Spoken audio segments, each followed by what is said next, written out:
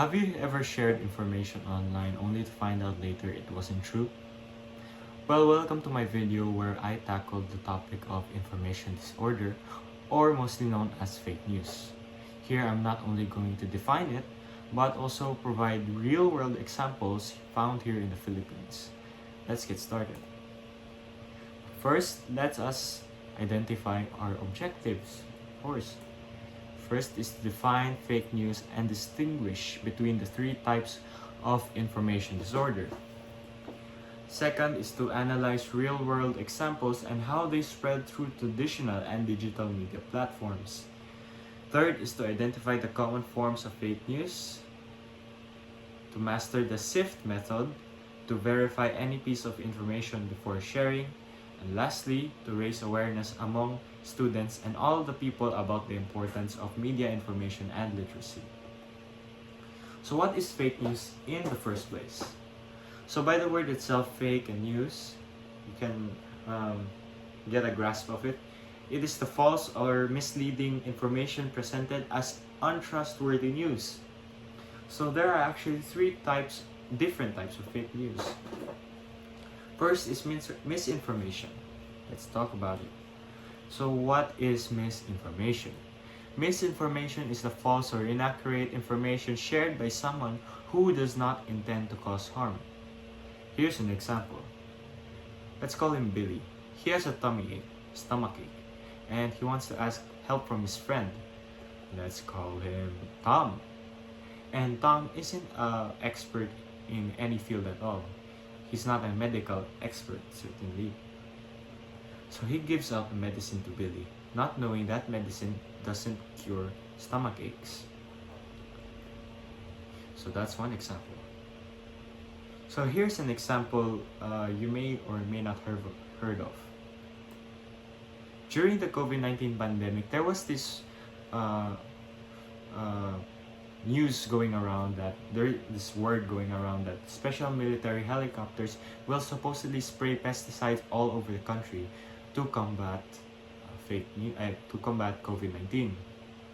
This spread across the social media here in the Philippines, and many people started commenting on this. Many people fell victim to this, even commenting it like, "Wow, good news. Hulat ko unsa kaha." So sometime later, of course, DOH fact-checked this, saying pesticides work against pests, not viruses, and COVID-19 is caused by a virus. Still, the best way to prevent transmission of COVID-19 is still to wash hands often, covering coughs and sneezing with Flexable, etc. And since this involves special military helicopters, of course, this involved the Philippine Air Force. So they said that there are no military aircraft that will be deployed for such activities, and yeah, they fact-checked this word going around. Here's another one. Back in 2025, my dad was a carpool driver, and he gave all his passengers face masks, including me, because there was this word going around like there's this airborne Mpox virus, just like COVID-19. So once we got out of the car, my friend told me that, "Hey, isn't that airborne Mpox virus like fake news?" So I was like, "What? It's not fun." And after school, I decided to dig deeper because I'm a curious guy or boy. And here was what I found.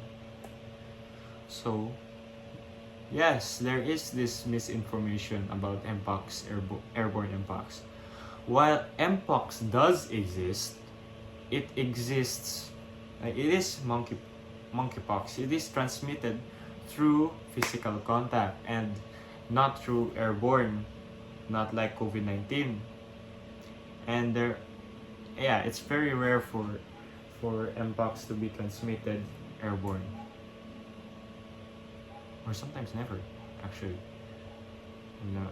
So there's this post by the bearer of fake news saying that walang pasok kuno in June 16 due to mpox, and so did this postcard saying that there would be a lockdown because of the mpox virus. Stay safe. Of course, DepEd debunked this post by saying DepEd warns public against fake news on class suspension due to mpox. And so did the DOH, saying DOH nagbabala laban sa faking Facebook post ukol sa lockdown bunsod ng mpox. But if you zoom in real quick right here, those posts are using government profiles, which is imposter content actually, which will be discussed later on the video. And since they are using government logos, they are trying to deceive the public, diba? And if we go to the definition of misinformation, it is to spread false information while not intending to harm or deceive the public. But as we can see here in the posts, they are clearly trying to deceive the public. So what is this called? This is called disinformation. What is disinformation? Let's talk about it. Disinformation is deliberately false or misleading information created and spread with a clear intent to deceive, manipulate, or cause harm. So let's get back to our example. So our main antagonist, let's call him Todd, heard about the news of Billy having a stomachache, and Todd, being an antagonist, wants to manipulate this information. So he went to his classmates, told them that Billy had a virus instead of telling them that Billy had a stomachache, which caused his classmates to stay away from Billy. So poor Billy. So here's one example you may have heard here in the Philippines. So Bongbong Marcos Jr. claimed repeatedly in the past that he obtained a Bachelor of Arts in Philosophy, Politics, and Economics from Oxford University, and also claimed on his Senate profile to have completed his MBA at Wharton School of Business at the University of Pennsylvania. So let's check this out. But according here in the official statement of the Oxford Philippine Society, it is said here that Bongbong Marcos did not finish his degree. But Bongbong Marcos has been awarded with a special diploma in social studies in 1978. So he's good, right? But if you go to the second sentence, the sentence right after that statement, it is said a special diploma is not a degree and neither is it comparable, superior, nor equivalent to one. So, in short, he did not finish his Quran. In fact, here, it is said that Bongbong Marcos failed his degree preliminary examinations at the first attempt. So at least he completed his MBA at Wharton's University, right? Let's see. Here, you can see in his Senate profile, Master's Business Administration, Wharton School of Business, University of Pennsylvania, USA, 1979 to 1981. So, later on, Bongbong admitted that he did not in fact finish MBA in Wharton, saying, "I was writing my dissertation, I never got to. Pinauwi na ko or I was asked to come home." So what better way to fact-check information than the bearer of fake news admitting it himself that the information he said was fake, diba? So this also raises another question. If he was supposedly admitted to Wharton's MBA program which typically requires a undergraduate degree,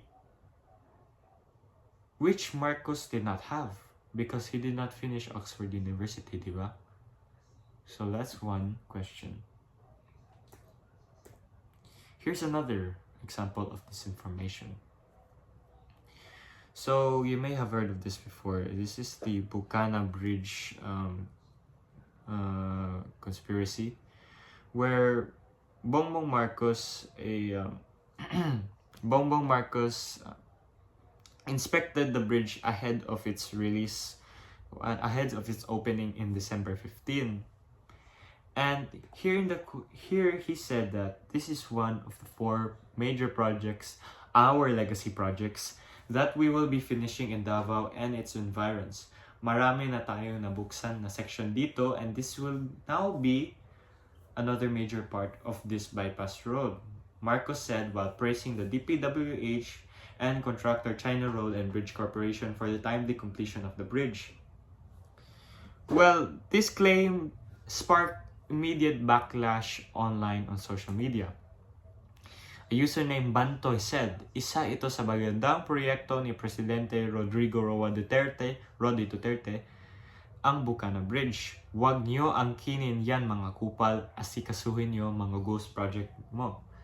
So in short, this Bucana Bridge was actually part of Presidente Roddy Duterte's projects, part of his Build program. So let's trace the origins of this project. So this project was actually part of a 3.126 billion peso infrastructure grant from China, formalized through an exchange of letters between the Philippines and China on November 20, 2018 during the state visit. And Vice President Sara Duterte also expressed her thoughts about this, saying that it was made known at the time to former President Duterte that the bridge is unfunded at siya ay naghanap ng paraan para mabigyan ng pondo yung bridge. So in short, yes, the bridge was constructed during President Bongbong Marcos' time, but it was funded by Rodrigo Duterte during his period.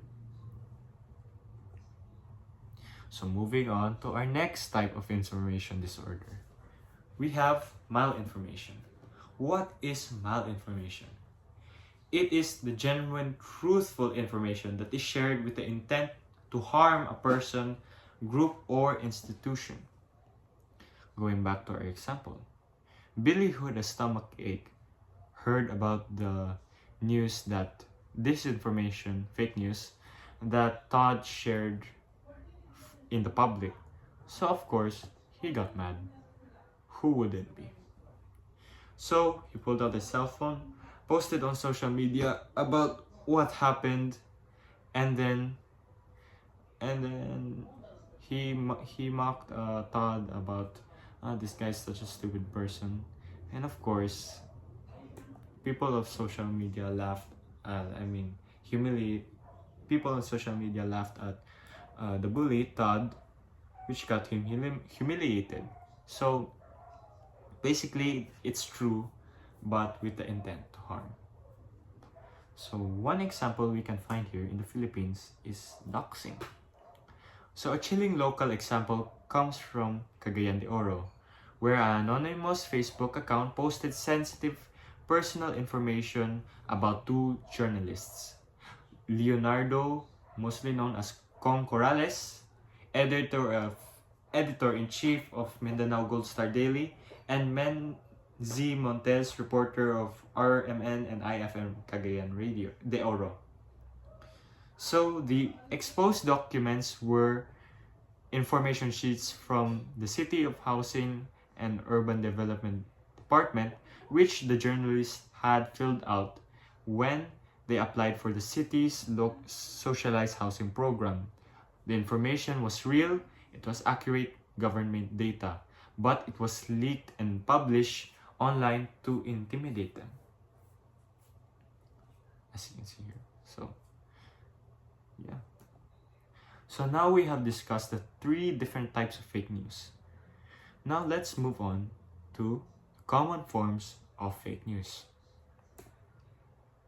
We have here clickbait, satire or parody, imposter content, manipulated content, and fabricated content.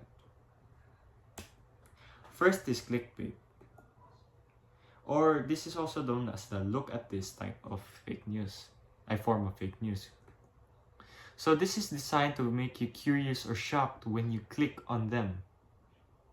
So they often exaggerate the truth or leave out key details just to get views. So sometimes, most of the times, this isn't very offensive, pero there are cases that it gets really offensive, and that's what makes it bad. So just like this this post found on GMA News Online, where it said, did his father's fondness for dogs cause this baby to grow a tail? But in fact, in the video by Kapuso mo Jessica Soho, it is stated that the baby had a condition, and not because his father had a fondness for dogs. So of course, this made some people online mad, like this guy, Mindavot. So, kondisyon ng inosenteng bata, ginawang clickbait headline ng GMA News. Nandito, all for what? Para mag-rate ang mga walang kwenta yung mga programa, hindi na kayo nahiya, mga gago kayo, he said. So yeah, sometimes it's not offensive, and sometimes it's offensive. So next is satire or parody. So this is just kidding type of fake news. So this is written for fun or to make a point about society. It looks like a real news story, but it's actually a joke. It only becomes fake news when people start to share it thinking when people share it thinking it is 100% true. One post here, it is one example here is this post from where it says BBM challenges Duterte ends drug trade in the Philippines by using all the cocaine in the country. So it is said here, disclaimer, this post is satire. Yet a lot of people reposted this information. So although it is only a joke, some people take it seriously, and that's what makes it a fake news. Next is imposter content or identity theft. A fake website or social media account pretends to be a famous, trusted brand to make you believe a lie. So this is the example I shared kaniha, where it talks about the Mpox. Like this one, they used official government logos like DepEd and DOH to post their fake news to make it believable, to deceive other people. Next is manipulated content. This is also called as the half-truth. So this takes a real quote or a real photo and uses it in a way that changes what actually happened. So here's one example. So as you can see, this is a quote card. Yes, this picture is true, and there was something she said, but they manipulated that quote that she actually said. Instead of saying this is actually encouraging, but let us not be complacent. The manipulated said, ako nung gitugo nga pwede nang mag-backride. So they manipulated the quote card into saying something else. Another one, fabricated content. Actually, this is the last one. This is also called as the total lie. This is the 100% made up pure kalokohan. There is no truth to it at all. It is created specifically to deceive people, start rumors, and or cause trouble. One example here is this AI posts online. You may have seen this before, where people started building statues of Duterte. So as you can see here, they made statues of Duterte with clay, with Coca-Cola cans, with glass, and they even put Duterte's face on the pyramid of Egypt, which is of course fake. This one may be also called satire, only if it's not taken seriously. But it is fabricated. It is 100% made up. So, fake news is really bad, diba? So how do we combat this fake news? How do we protect ourselves? So I've researched and found this SIFT method. What is the SIFT method? The SIFT method is actually an acronym. So S for stop. Check your emotional reaction. If a headline makes you furious, it might be bait. Like the one I told you earlier, the clickbait. The clickbait type of misinformation. Next is letter I, investigate the source. Is this a real news organization? Check the About Us section. Like the time when people started using big names like DepEd or DOH or the Philippine Air Force to spread fake news, like that Mpox I already stated. So you need to check the original author, and you need to check if this actually came from the author. Is it really real? Does it come from a real organization? Find better coverage. Are other reputable outlets reporting the same story? If they aren't, that news might be fake. Might be fake. Next is to trace claims back to the original context. Find where the quote or photo actually came from. So we can apply Jeff Canoy's reverse image search, where you paste an image on Google and find out where that photo actually came from. And this is where MIL, or media information literacy, is important. When we know how to question sources, verify facts, and understand the intent behind the information we consume, we become harder to deceive. And in a country where fake government accounts can trigger public panic, where historical distortions can shape who leads the nation, and where real documents can be used as weapons against the press, being media literate isn't just a skill, but it is a form of self-defense. So, because in the fight against information disorders, an informed citizen is the most powerful tool we have today. That's it for today's video. Thank you for watching, and I'll probably see you in the next video, if there is a next video. Goodbye.